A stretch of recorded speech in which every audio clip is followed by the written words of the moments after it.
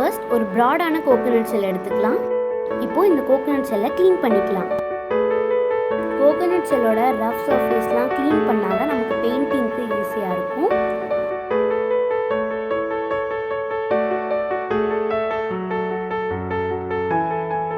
அவ்வளோதான் friends, coconut ஷெல்லை clean பண்ணி எடுத்தாச்சு. ரஃப்பான சர்ஃபேஸில் வச்சு க்ளீன் பண்ணிங்க அப்படின்னா இன்னும் ஈஸியாக இருக்கும். நான் இன்னும் கொஞ்சம் சாஃப்டாக இருக்கிறதுக்காக சாண்ட் பேப்பர் வச்சுட்டு ரப் பண்ணி எடுத்துக்கிறேன்.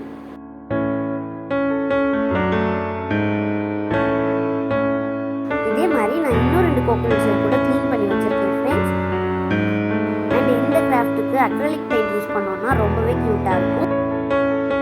எமோஜி கிராஃப்ட்டுங்கிறதுனால நம்ம எல்லோ கலர் யூஸ் பண்ணிக்கலாம். கோகனட் ஷெல் கொஞ்சம் டார்க்காக தான் இருக்கும், அதனால நமக்கு ஃபஸ்ட் கோட்டிங்லேயே வந்து டார்க்காக இருக்காது. இது ட்ரை ஆகிட்டு நம்ம செகண்ட் கோட்டிங் கொடுக்கலாம். அண்ட் நீங்கள் முன்னாடியே என்ன எமோஜி வரைய போகிறோமோ அதுக்கான ஐஸ் மவுத் எல்லாமே ட்ராப் பண்ணிட்டு அவுட்டிங்கில் மட்டும் பெயிண்ட் பண்ணோம்னா இன்னும் கொஞ்சம் ஈஸியாக இருக்கும். இப்போது 3 கோகனட் ஷெல்லுமே பெயிண்ட் பண்ணியாச்சு. ஃபஸ்ட்டு பெயிண்ட் பண்ணோம் இல்லையா, அந்த கோகனட் ஷெல் நல்லா ட்ரை ஆகிடுச்சு. அதுக்கு செகண்ட் கோட்டிங் கொடுக்கலாம். செகண்ட் கோட்டிங் கொடுக்கும்போது எல்லா கோகனட் ஷெல்லுமே நல்லா டார்க் எல்லோவில் இருந்துச்சு. ஒரு 10 மினிட்ஸ்லேயே டார்க்கான கலருக்கு வந்துருச்சு ஃப்ரெண்ட்ஸ். நம்ம என்ன இமோஜி வரைய போகிறோமோ அதை வந்து ஃபஸ்ட் பென்சிலில் ட்ரா பண்ணிவிட்டு அதுக்கப்புறம் மார்க்கரில் அவுட்லைன் கொடுத்துக்கலாம்.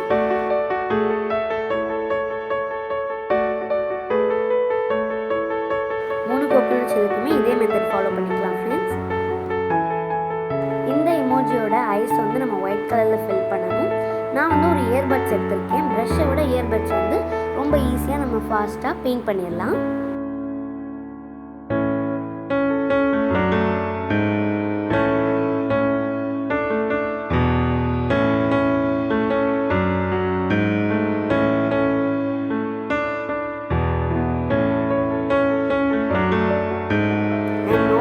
லைட்டாக டூத் கொடுத்துருக்கோம் இல்லையா, ஸோ அதுக்கும் ஒயிட் கலர் கொடுத்துக்கலாம்.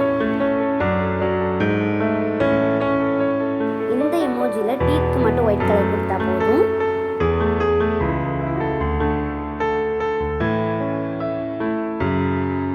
இந்த எமோஜியோட ஐஸ் ஹார்ட் ஷேப்பில் இருக்கிறதுனால ரெட் கலர் கொடுக்க போகிறோம்.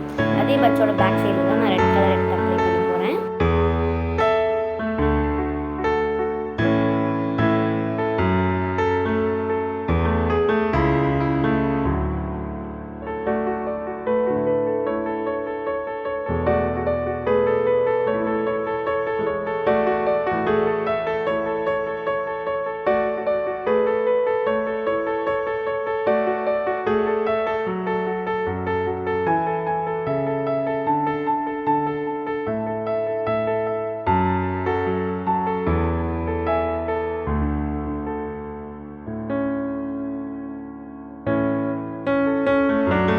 சைடில் இருக்க கேப்பில் தின் ப்ரஷ் வச்சுட்டு கலர் கொடுத்துக்கோங்க.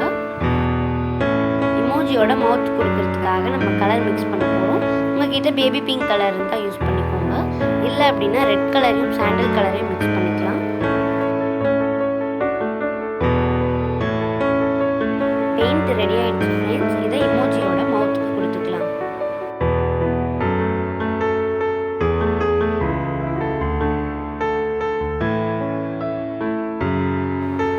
அவுட்லைன் கொடுத்ததுக்கு அப்புறம் பெயிண்ட் பண்ணதுனால அவுட்லைன் எல்லாமே மறைஞ்சிருக்கும். அதனால ஒன் டைம் மார்க்கர் வச்சு அவுட்லைன் கொடுத்துக்கலாம்.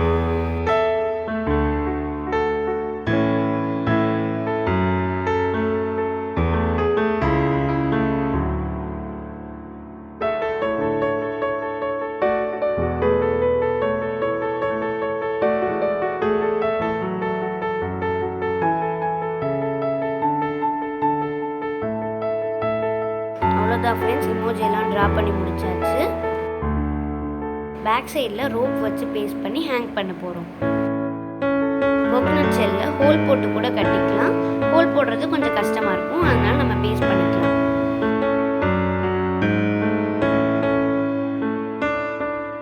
அவ்வளோதான் ஃப்ரெண்ட்ஸ், பேஸ்ட் பண்ணியாச்சு. ரோப்பை நம்ம வாலில் பேஸ்ட் பண்ணியிருக்கிறதுனால டாப்பில் எம்டியாக இருக்க மாதிரி இருந்துச்சு. அதனால நம்ம ஏதாவது ஒரு சிம்பிள் ட்ரா பண்ணிக்கலாம். நான் வந்து குட்டியாக ஒரு ஹார்ட் சிம்பிள் ட்ரா பண்ணிக்கிறேன்.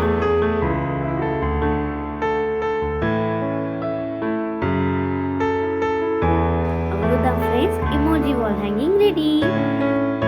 ஹாய் ஃப்ரெண்ட்ஸ், உங்களுக்கு இந்த வீடியோ பிடிச்சிருந்தா லைக் பண்ணுங்கள், ஷேர் பண்ணுங்கள், கமெண்ட் பண்ணுங்கள். மறக்காமல் நம்ம சேனலை சப்ஸ்கிரைப் பண்ணி பக்கத்தில் உள்ள பெல் பட்டனை கிளிக் பண்ணிக்கோங்க.